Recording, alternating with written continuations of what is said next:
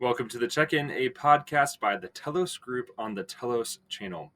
This is our show, The Check-In, a semi-regular conversation where we deep dive into the headlines from Israel-Palestine and across the world, where we wade into the complexity of seemingly intractable conflict to discover the power of peacemaking to heal us, our community, and our world. This is your host, David Cadabot, checking in from New York City this week. And before we get started, I want to share just a quick update. We are in the middle of our end-of-year fundraising campaign. After the horrific events of October 7th and all of the horror that has followed, we have worked tirelessly to help our network champion a vision of true peace, of mutual flourishing, as it feels like the world is falling apart. But we need your help. We need your support to stand up with us to the face of despair and violence and say, not in our name. As peacemakers, we know that hope is what we do. So we are inviting you, our listeners and our network, to join us in doing hope this December as we advocate for true dignity, security, and freedom for all Palestinians and Israelis alike. And one significant way you can do that is to give. This show, our social media resources, our webinars and trip programming and peacemaking consultations all happen because of the generosity of our donors. So do hope with us this December by joining the work of peacemaking through an end-of-year gift. We can't do this without you. And now on to the rest of the show. And today we have a small group with us, but eager to hear from everyone. We have Sarah. Where are you checking in from? Checking in from Washington, D.C. Todd, where are you checking in from? I'm in Mountain View, Arkansas. Greg, where are you checking in from? I'm in Mendoza, Argentina. And Ellie, where are you checking in from? I'm checking in from Jerusalem. Well, folks, we have a lot to cover in a short amount of time to do it. So we're going to dive right in and talk about language. Over the past few weeks, there have been intense and ongoing conversations about language, how we use it, what it means when it crosses into hate speech or harm. And as the country struggles with knowing how to speak in ways that are both honest and true, while also respectful and dignifying to all, we want to offer some insight into that conversation from the framework of peacemaking. How might we hold competing perspectives in tension? How do we practice listening to understand, while also remembering that peacemaking doesn't stop there? It requires action, and that listening does not equal silence. And how do we hold to justice, equity, and nonviolence in our words, such that it paves the way to mutual flourishing? Those are going to be a part of the conversation here today, and we hope you stay with us the whole time. I want to start with you, Sarah. And I'm going to share this quote from a friend of Telos that they shared on their Instagram. I want to get your response to it. The quote is from Catholic theologian Ronald Rolheiser. He says, quote, "To name something correctly is to partly free ourselves of its dominance. That's why totalitarian regimes fear artists, writers, religious critics, journalists, and prophets. They name things." So as we begin this conversation, let's name up front that language has power, yes, but it has power both to cage us and to set us free. As Greg might say, like story, it's both cage and key. So let's start with key. As you think about how you engage in conversations around Israel-Palestine and peacemaking right now, how do you think about language as truth-telling in the key to a new world? That's such an important question, DCAT. And I want to start with practice one, listening to understand, which you pointed to earlier, especially the part that when we talk about it, says that in order to transform the world, we first have to see it accurately the way it is. And I think language is one of the most important things or most important keys to helping us name violence, especially invisible violence, not so that we get stuck there or just name it for naming its sake, but so we see the biggest problem possible, so then we have the opportunity to transform it. Right now, I think it's really important that there are folks out there who are naming what's happening in Gaza as ethnic cleansing. It points to violence in a way that gets an emotional reaction and gets folks to pay attention and names the impetus for action and not just naming it, but also naming what's happening as collective punishment, and that Collective punishment is a war crime. These are words that are really important and weighty and make visible violence that we are then called to act and transform. But to me, language as a key isn't just about naming violence. It's also then how we cast a vision, not just for what we're against, but what we're for. I'm really thinking about that idea of moral imagination, what we've talked about on here, a couple of times before. When we talk about peace, what do we mean by peace? We mean a future for Israelis and Palestinians where everyone experiences freedom, dignity, security, human rights. Those are really important desires, outcomes, values to name explicitly so we know what we're working for. When we talk about justice, we name that peace and justice are intertwined, right? Again, language doesn't just, name reality, it pushes us to work to transform it. And especially with mutual flourishing, we're casting a vision for the type of world we want to see. And going back to the quote you named, I think that's what people fear, right? People who benefit from violence or injustice or systems of power others seek to transform don't want that vision of mutual flourishing out there, because when we name the future we're building for, then we can start to work for it. When we name violence, we can start to dismantle it and build peace.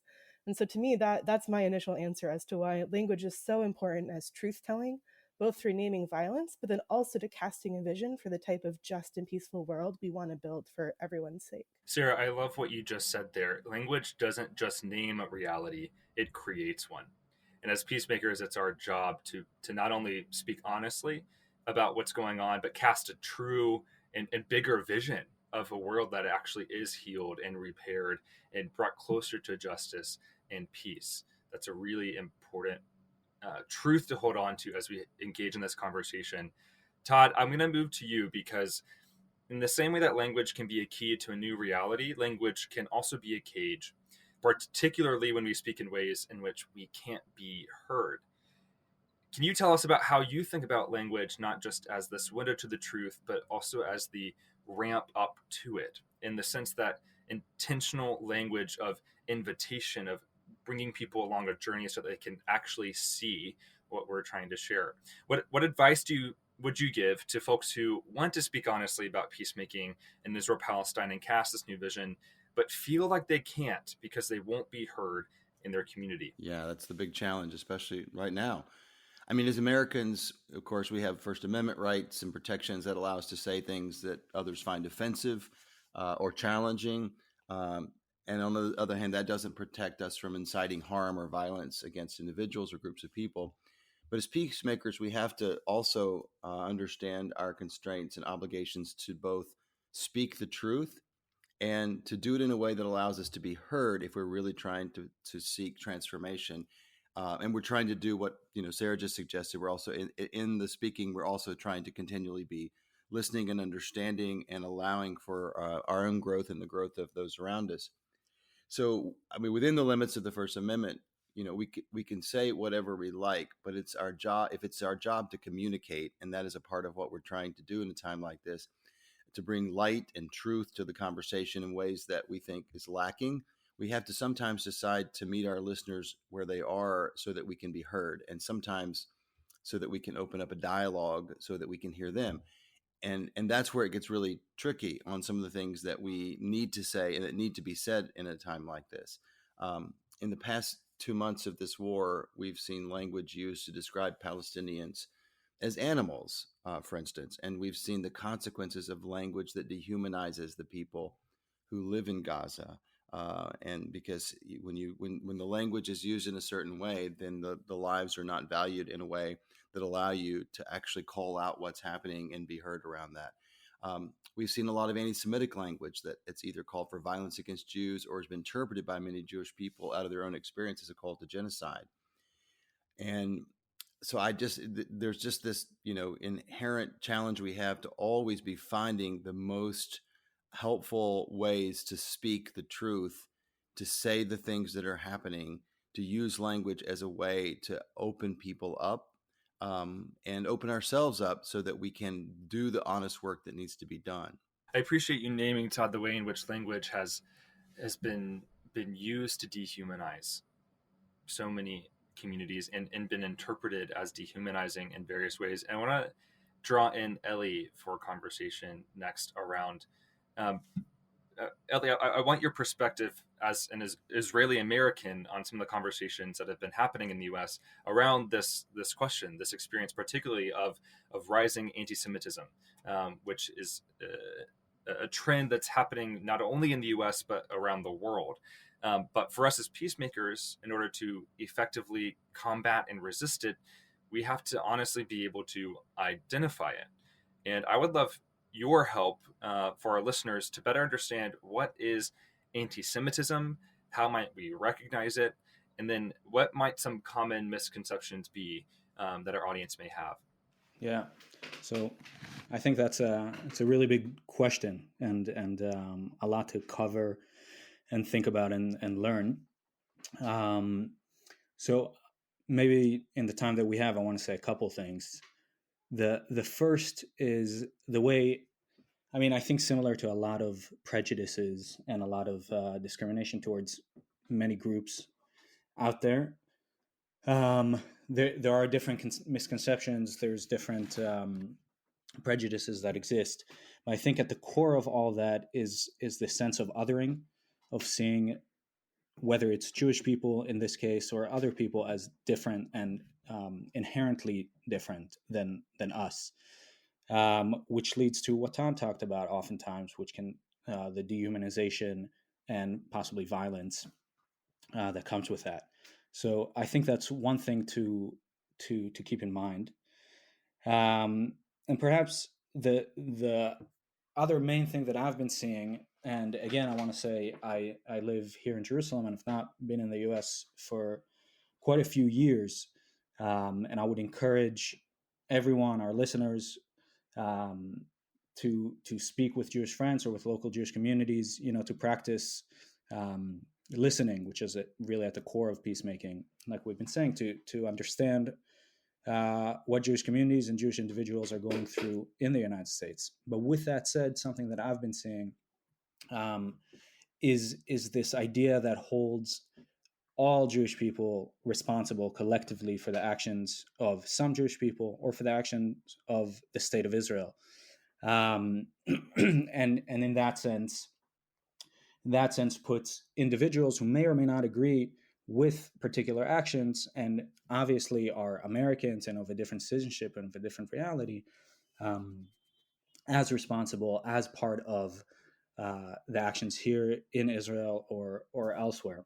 And I think that's clear to me and clear to most people that should be wrong, as we wouldn't hold one particular person of any other religion or race accountable for something that someone else from that religion or race did.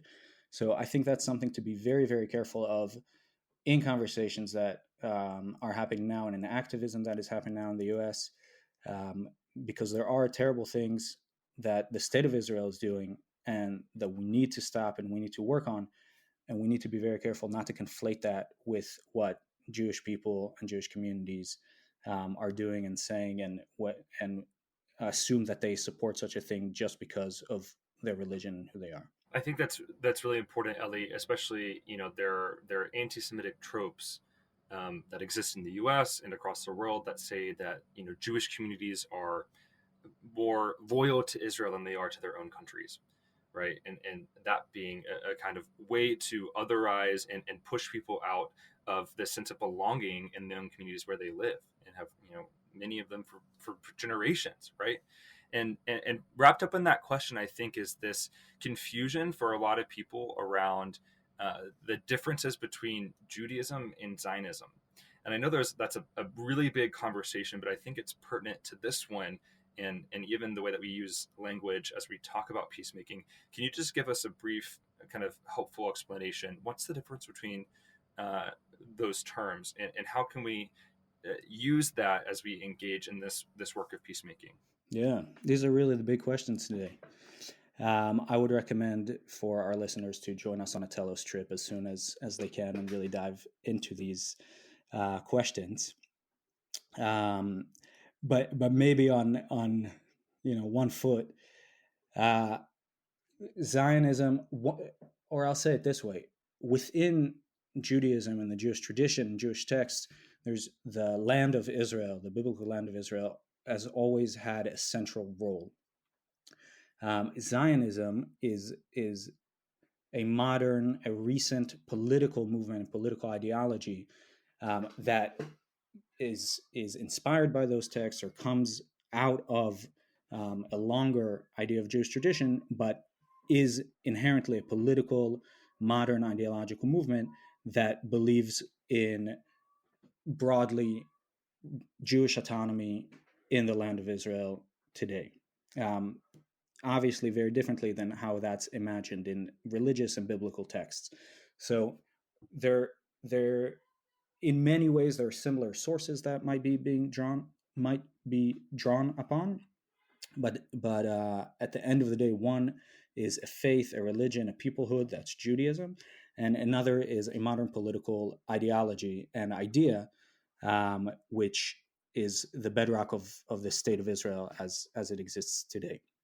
So those are kind of quite different things, even though in terms of inspiration or language, they sometimes will use similar sources. Does that make sense? That's really helpful, Ellie, and I appreciate the invitation that you offered us to particularly learn from our Jewish neighbors about how they receive various kinds of language, about how they understand these terms and these movements and their faith. Hearing directly from the people who are represented by these matters is so essential. It's one of our practices of peacemaking, central leadership of the marginalized, and listening to understand, right, going directly to the people who are impacted by these issues. And I think that's, well, one, I should say, we will share in our show notes a number of resources where you can go to learn more, particularly around what is anti-Semitism. We even have trainings that we've done with folks in the Jewish community from various organizations who have trained us on how to identify and combat it. We'd encourage you to engage with those resources as well to learn more. But Greg, I want to move on to you, also because I think the same is true for Palestinians, right?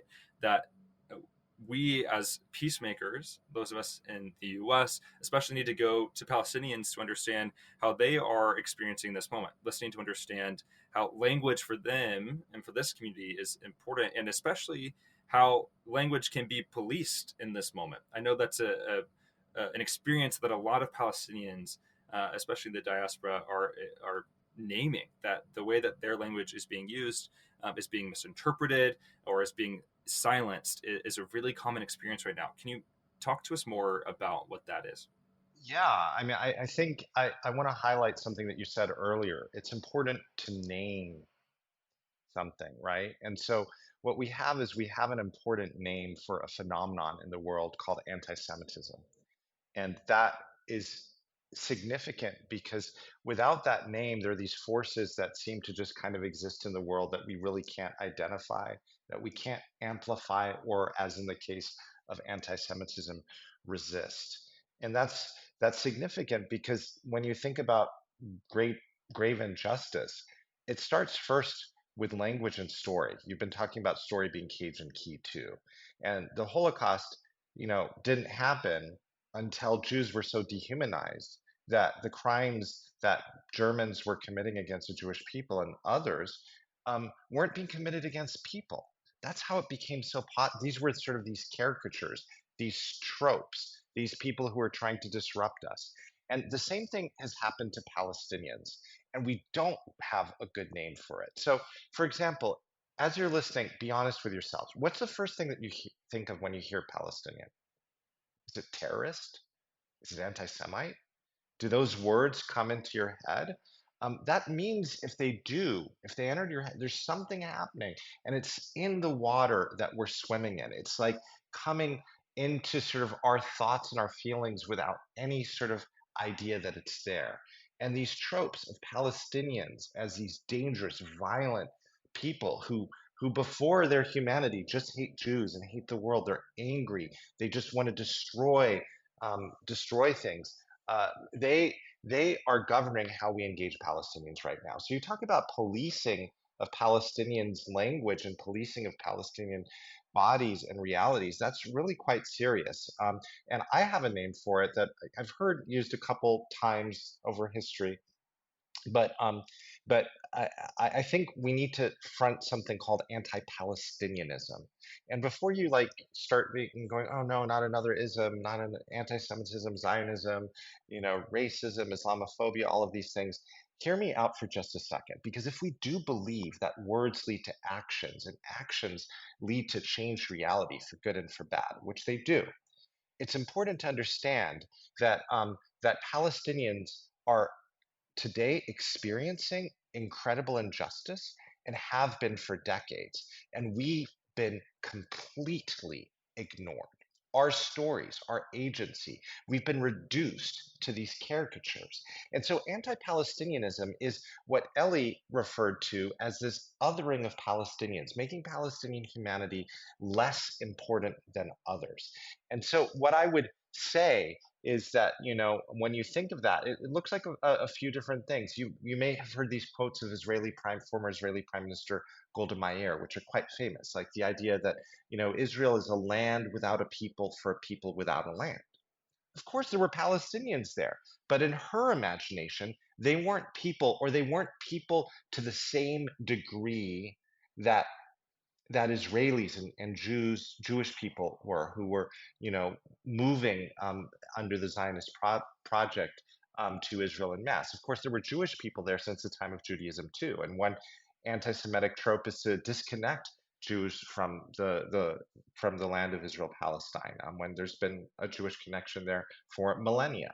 But in the case of Palestinians, another famous quote from Golda Meir was the idea that, like, oh well, there will never be peace until Palestinians learn to love their children more than they want to kill ours. I'm paraphrasing a little bit, but this other idea that Palestinians are somehow inherently violent. And so this is something that we actually need to pay real attention to and name. Another form of Palestinianism, I would argue, that's relevant to this conversation and to what you're hearing today, is conflating anti-Zionism with anti-Semitism. You're going, oh my gosh, that's super controversial. But hear me out for 1 second here. So anti-Zionism is the belief that Israel, as a Jewish state, um, somehow should not exist in that configuration. And so sometimes anti-Zionism is used for cover for people who want to say that, like, Jewish people should not exist in Israel Palestinian, or to promote the killing of Jews or ethnic cleansing or genocide against Jews.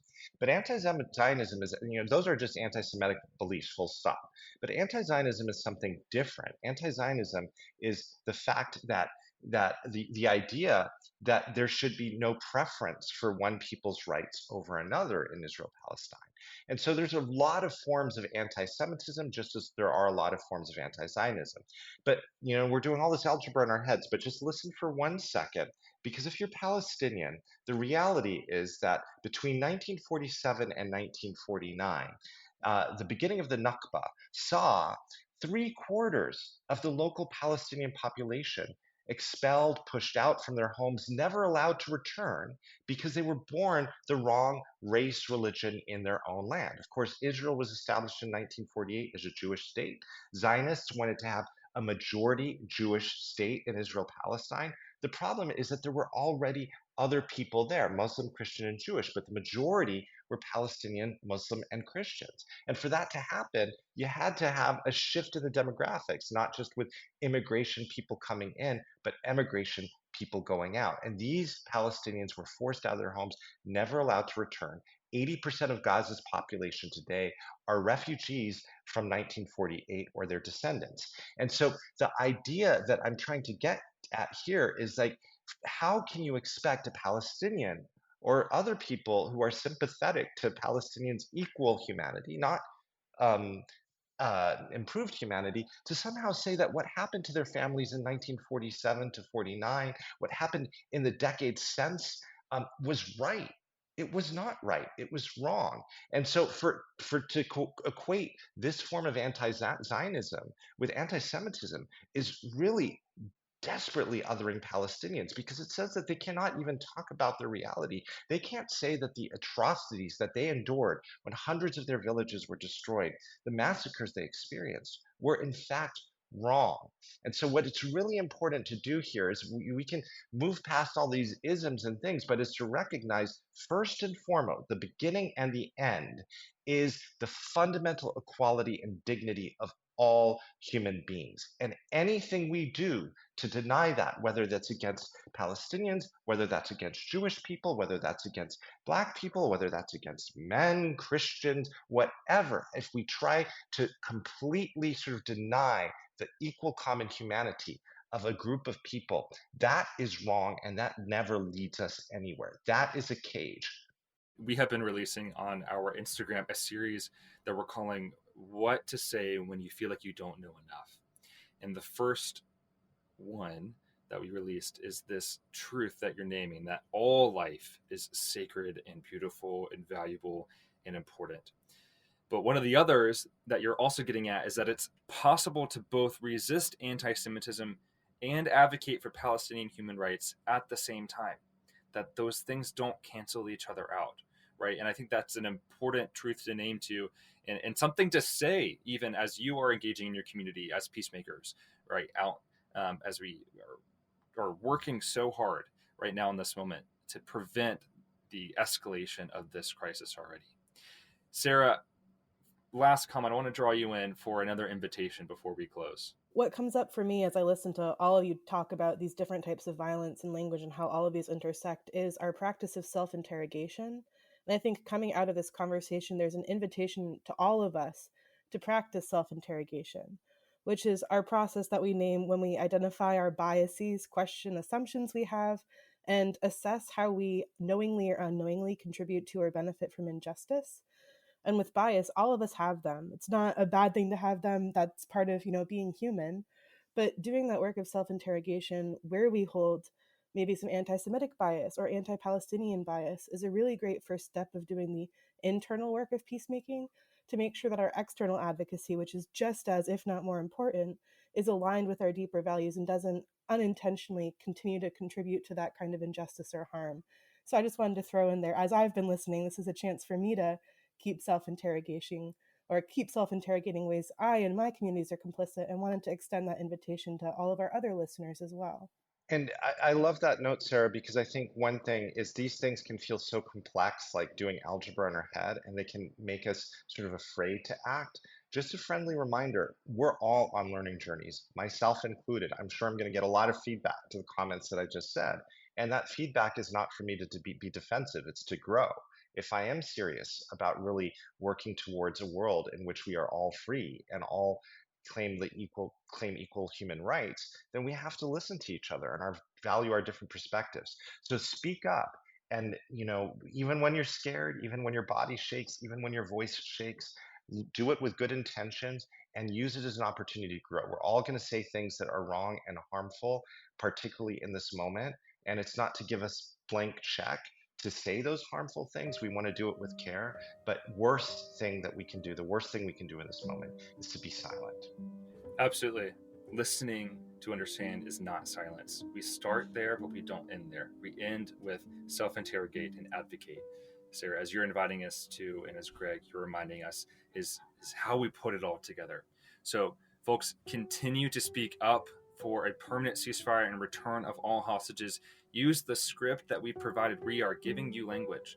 Continue to advocate for a future where Palestinians and Israelis can live with equal access to dignity, security, and freedom. This work is so important, and we will continue to provide language, to provide instruction, education on how to do all of this, how to put it all together and live as peacemakers in this crisis right now, folks. We need this movement to stand up and advocate loudly and proudly for a future of mutual flourishing across the whole region. As always, folks, thank you for listening. Please rate and leave a review of our show wherever you listen to our podcast. Become a monthly donor to Telos in this end of year giving season. Share this episode with folks you think it might be beneficial to hear. And like and follow us on our social media platforms, and let us know what you think of our show. We really do appreciate and take into account your feedback. So folks, thanks for listening, and we'll see you next time.